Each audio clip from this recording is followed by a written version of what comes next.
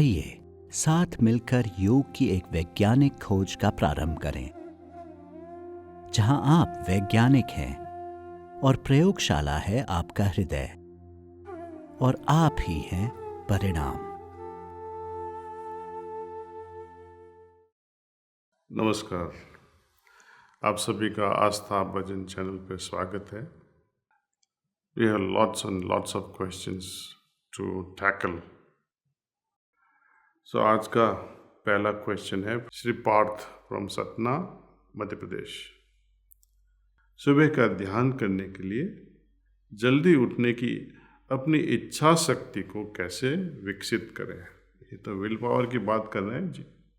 इच्छा शक्ति को कैसे विकसित करें? यदि इच्छा होगी तो शक्ति तो ऑटोमेटिक आएगी ही। भगवान इतना कंजूस नहीं है, अपनी कंजूसी है इच्छा में।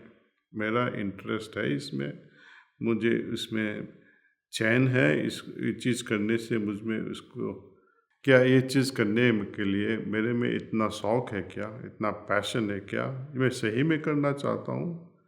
आप किसी बच्चे को पूछो, बेटे आइसक्रीम खाएगा, विल पावर यूज़ करोगे, इच्छा शक्ति यूज़ करोगे? तो बोलेगा साहब आप क्या बात कर रहे हैं, आइसक्रीम खाना और इच्छा शक्ति यूज़ करना? हाँ, न खाने के लिए इच्छा शक्ति यूज़ करनी पड़ती है, लेकिन खाने के लिए जो हमें पसंद है उसके लिए इच्छा शक्ति हम यूज़ नहीं करते हैं। सुबह उठने के लिए इच्छा शक्ति का यूज़ करना, इसका अर्थ इतना ही है कि मुझे उस चीज़ में इंटरेस्ट नहीं है जो मैं करना चाहता हूँ। यदि इंटरेस्ट होता तो ज़रूर उठ गए होते। सपोज आपकी डेट है, आपकी गर्लफ्रेंड आपको बुला रही है सुबह 5 बजे, मुझे ये बस स्टैंड पे मिलना। आप रात भर भी सो नहीं पाओगे, उठने की तो बात ही क्या, क्योंकि आपको उनमें इंटरेस्ट है। तो इंटरेस्ट जगाइए तो अपने आप सब कुछ हो जाता है। Thank you Parth. Yogesh Narayan from Chennai पूछ रहे हैं कि शांति में जीवन जीने का क्या रहस्य है? यह महामारी जो कोविड की है कब तक पूरी तरह से ख़त्म होगी? पहले कोविड के बारे में बात कर लेते हैं कि जो चीज़ एक लैब से शुरू हुई या वेट मार्केट फ्रॉम वुहान से शुरू हुई, बाद में पूरे वुहान में फैल गई और चाइना में एक जगह से, अभी तो पूरी दुनिया में है। वो जाएगा कैसे? म्यूटेशन भी हो रहा है, वायरस अपना रूप भी बदल रहा है बार बार, और हर बार अपना रूप बदलता है, बड़ा स्ट्रांग हो जाता है, खतरनाक होता जाता है।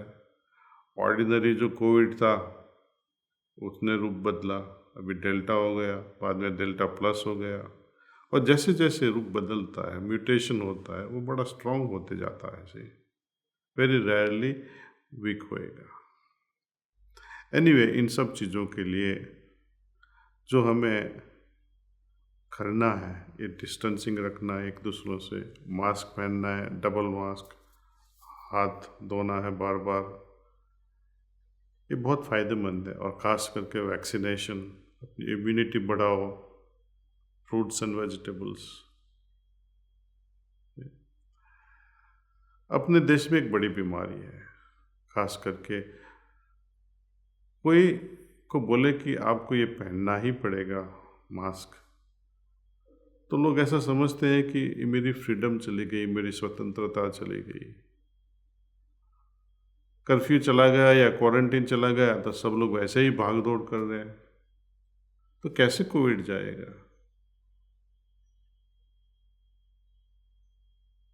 पॉसिबल नहीं है। डिसिप्लिन, जो सेल्फ अवेयरनेस होनी है हर सिटीज़न में, वो जब तक नहीं आएगी तब मोदी जी भी क्या करेगा, या सोनिया गांधी भी क्या करेगी, या योगी जी भी क्या करेगा, और मिस्टर स्टालिन फ्रॉम तमिल, कोई कुछ नहीं कर पाएगा। द रिस्पॉन्सिबिलिटी, जवाबदारी हम सभी की है, किसी को ब्लेम करना अच्छा नहीं है। हाँ, जब हम ध्यान करते हैं या योगा करते हैं या अच्छी तरह से अपनी देखभाल रख सकते हैं, उससे हमारी इम्यूनिटी बढ़ती है, हम खुद को प्रोटेक्ट कर पाते हैं। अपनी फैमिली को भी ऐसी आदतें लगाने से वो भी अपनी हेल्थ मेंटेन कर सकते हैं। उसमें ही सुख है जब हम अपनी जिम्मेदारी संभालें। अपनी जिम्मेदारियों, अपनी फ़र्ज़ को निभाने से ही शांति मिलती है। जैसे बच्चा पढ़ रहा हो, अपनी उनकी फ़र्ज़ है उस समय की, क्या फ़र्ज़ है? हमें पढ़ना। जब पढ़ेगा नहीं, एग्ज़ाम में जाएगा, फेल हो जाएगा, तो शांति कैसे मिलेगी? फादर का जिम्मेदारी है, जो भी हो, हर फैमिली में और सबकी अलग अलग जिम्मेदारियां होती है। यदि हम जिम्मेदारियां निभाते नहीं हैं तो शांति कभी भी नहीं मिल सकती है।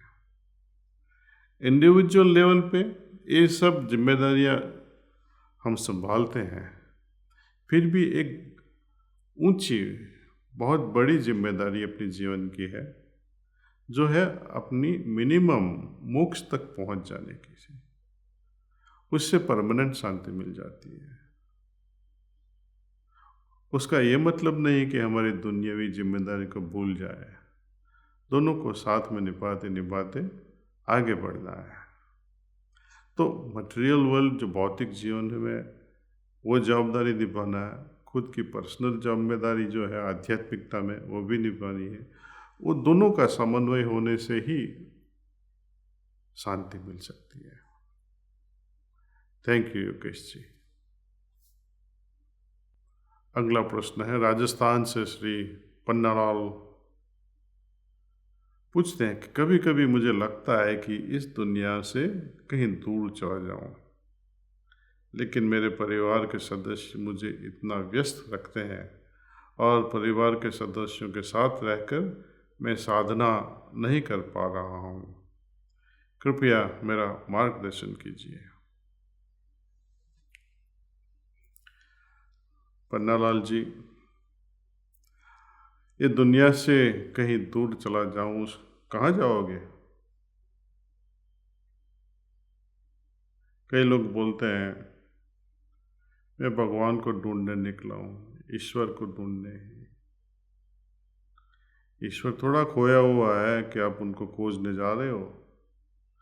हम खुद भटके हुए हैं, खुद ही को खोजना है ऐसे। और खुद ही को कहाँ खोजोगे? मंदिरों में, मस्जिदों में? कहीं पे भी नहीं। जो खुद अंदर है, हमारे अंदर है, जो हमारी आत्मा है, आपके बाहर तो है नहीं। पन्नालाल जी, आप सही में कीजिए, आपका सोल, आपकी आत्मा कहाँ है? मंदिर में है, द्वारका में है, हरिद्वार में है। आपकी आत्मा आपके अंदर ही है। वो कब तक से है? आप जब से पैदा हुए तब से आपके साथ है। उसको आपने कभी भी धन्यवाद बताया? बहुत धन्यवाद बताता हूँ आपको। आत्मा से बोला कभी?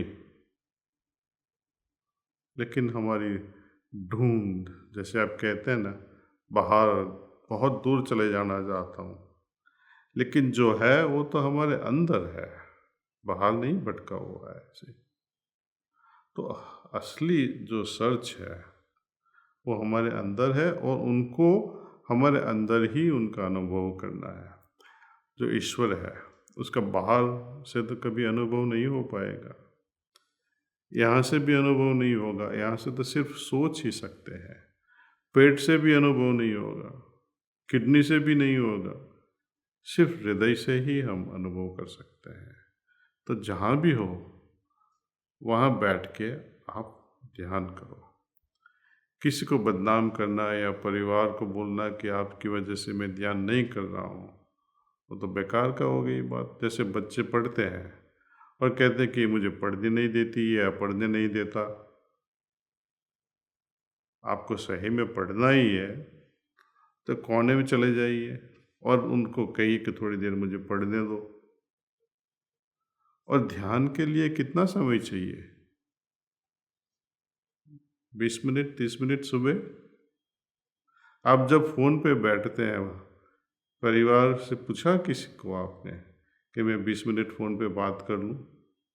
वहाँ तो कंप्लेन नहीं होती है कि मेरे परिवार मेरे बीच में आ गए, लेकिन घंटों तक मूवी में टाइम बिताते हो, टीवी में बिताते हो, फ़ोन पे बिताते हो, अननेसेसरी चीज़ों में बिताते हो, और जब ध्यान की बात आती है तो परिवार को बदनाम करते हैं लोग।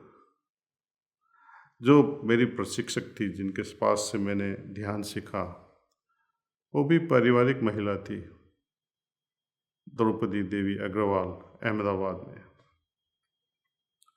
उनके 5 बच्चे थे, हस्बैंड भी थे, मदर इन लॉ भी थी। 16 साल की उम्र से वो ध्यान करती थी। शादी के बाद अहमदाबाद आ गई ससुराल में। हस्बैंड अगेंस्ट थे, ध्यान करने नहीं देवे। सास भी बोलती थी ये क्या आंख बंद करके बैठ गई है सुबह शाम, ये क्या तरीका है जिंदगी जीने का। तो वो ध्यान उनके सामने कभी नहीं कर पाती थी। ऐसा चलता ही रहा from the age of marriage till I think 45 years of age. So many years she suffered, 25 years. फिर भी वो बताते थे। तो मैंने पूछा था आप कब ध्यान करती, कोई देखे और आपको परेशान करे। सास बोली उठ जाओ ध्यान मत कर। आप ध्यान कब करती थी? तो बोलती थी कि मैं, सिंस मेरे हस्बैंड को भी पसंद नहीं था कि मैं ध्यान करूं, तो जब मैं रजाई में सोती रहती तो सोने का ढंग करती कि बीच में सो रही हूँ, 4 बजे उड़ जाती और लेटी रहती, खटिया में ही बैठती नहीं, लेटे लेटे ध्यान कर लेती थी। और शाम की जो अपनी इवनिंग क्लीनिंग प्रोसेस है सफाई की, तो वो टॉयलेट भी जाके कर लेती थी। वो सफाई करती है, जैसे टॉयलेट में पानी एक बार दौड़ दिया, सोप लगाया, क्लीनर लगाया, और बाद में 10-15 मिनट वहाँ बैठ जाती और सफाई कर लेती खुद की, जो योगिक प्रक्रिया जो आपको बताई है मैंने। तो जब ये आपको कुछ करना ही है ना, दुनिया की कोई ताकत नहीं है कि आपको कोई रोक सके। Thank you. अगला प्रश्न है डॉक्टर दीप्ति सिंह गोपाल, लखनऊ केंद्र से। प्रणाम दास जी। प्रणाम जी। क्या हम अपनी मर्जी से अपनी चेतना में कभी भी पूर्ण परिवर्तन ला सकते हैं, या जीवन हमें वह अनुभव देता है जो हमारी चेतना के विकास के लिए सबसे उपयोगी है? लेकिन यह जानने के लिए बहुत संवेदनशील होना चाहिए कि जीवन कब आपको विकसित करना चाहता है, और यह गुरु कृपा से होता है या क्या यह सही है? गुरु की कृपा तो हमेशा ही रहती है।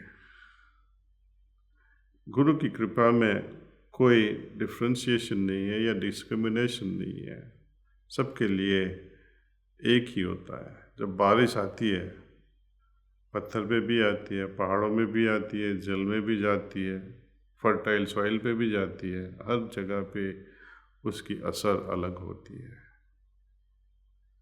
ईश्वरीय धारा, ईश्वरीय कृपा जब हमारे हृदय में आती है, तो पहली शर्त है हमारा हृदय में आने के लिए हृदय खुला होना चाहिए।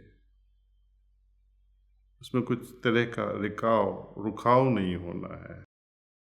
तो पहली शर्त है कि हमारा हृदय खुला होना है, किसी भी तरह का रुकाव नहीं होना है, किसी भी तरह की खटक नहीं होनी चाहिए। जो आदमी के हृदय में खटक होती है ना, वही अटक जाता है ऐसे। तो हमें ये जो चेतना है, वो चेतना क्या परसीव करती है, क्या अनुभव करती है, वो चेतना की वजह से हम क्या महसूस करते हैं। जैसे जैसे हमारी हाइट्स बढ़ती है, ऊंचाई बढ़ती है, आध्यात्मिक ऊंचाई, वैसे वैसे अपने को कुछ ज़्यादा दिखाई देता रहे। जब हम घाटी में होते हैं तब दूर का हिमालय का एवरेस्ट नहीं दिखाई देगा। एवरेस्ट देखने के लिए कहीं ऊंचाई पे जाना पड़ेगा, से काठमांडू से नज़दीक दिखाई पड़ेगा, लेकिन वो बहुत दूर है। फिर भी वो हाइट से हम दिख देख पाते हैं ऐसे। आध्यात्मिकता की जो हाइट के क्या है, ऊंचाई क्या है, जैसे हम एक चक्र से दूसरे चक्र पर पहुंचते हैं, दैट मीन्स हम घाटी से थोड़ा ऊंचे आए, और ऊंचे जाएंगे और ऊंचे जाएंगे। तो जैसे जैसे अपनी हाइट बदलेगी, चेतना भी बदलेगी, अपना परसेप्शन या अवेयरनेस कहो, चेतना भी बदल जाएगी। और उस हाइट से हम जब समझते हैं, वो समझ अलग ही होएगी जो हमने पहले समझे थे जब हृदय चक्र पे थे। जब हम आत्मा चक्र पे आते हैं तो कुछ और अनुभव करते हैं, जब अज्ञे चक्र पर आते हैं तो कुछ और अनुभव करते हैं। और जैसे जैसे आगे जाते जाए, एक चक्र के बाद दूसरा चक्र, तो सब अनुभव, सब परसेप्शन, सब कॉन्शियसनेस, चेतना, सब बदलते जाते हैं ऐसे। तो ये अनुभव की बात है। अभी हम जो कर रहे हैं बातें, ये ज्ञान की बातें हैं। जैसे कोई शेफ ऑन टीवी बताता है, ये खाओ वो खाओ, ये मेन्यू करो, ये मेन्यू बनाओ। सुनने से या पढ़ने से हमारी भूख नहीं मिटती है। भूख तभी ही मिटेगी जब हम वो खाना खाए, पानी पिए तो हमारी प्यास बुझेगी। प्यास के बारे में पढ़ोगे, कुछ होने वाला नहीं है। ऐसे ही आध्यात्मिक अनुभव भी ऐसे ही होते हैं। हम लोगों के अनुभव पढ़ते हैं, लोगों के अनुभव के बारे में बातचीत करते हैं। हाँ, वो हमें प्रोत्साहित करता है, लेकिन हमें कभी भी उससे चैन नहीं मिलेगा। अनुभव से ही चैन मिलेगा। So all the best, I wish you experience. हम चाहते हैं कि आप इसका अनुभव करें, यही प्रार्थना है मेरी। बहुत बहुत धन्यवाद। नमस्ते।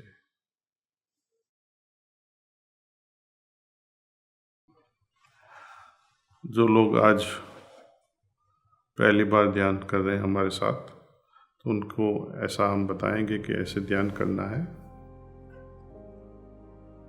आपके पास से सभी भटकाने वाले साधनों को, जैसे फोन आदि को हटा दें, और हृदय में ईश्वरी प्रकाश की उपस्थिति है उस पर ध्यान करें। सोचिए कि यह दिव्य प्रकाश जो मेरे हृदय में मौजूद है, वो मुझे उनकी ओर खींच रहा है, और मैं यहाँ से आपको प्राणाहुति भेजता रहूँगा, जिसका आप खुद अनुभव कर सकते हैं। इस विचार को जितना संभव हो उतनी देर तक बनाए रखें।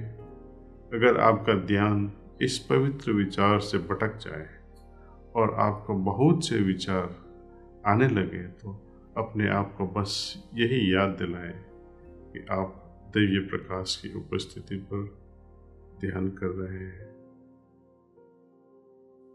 सो लेट्स हम सब साथ में ध्यान करें। शुरू कीजिए।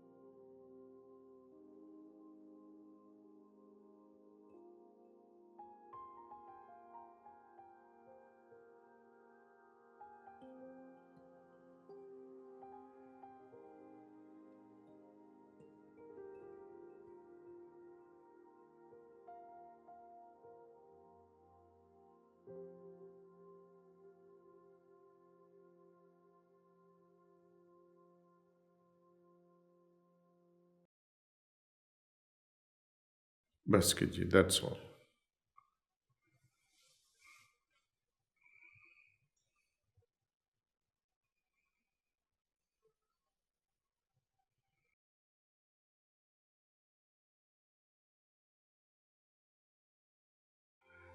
Thank you for this lovely question.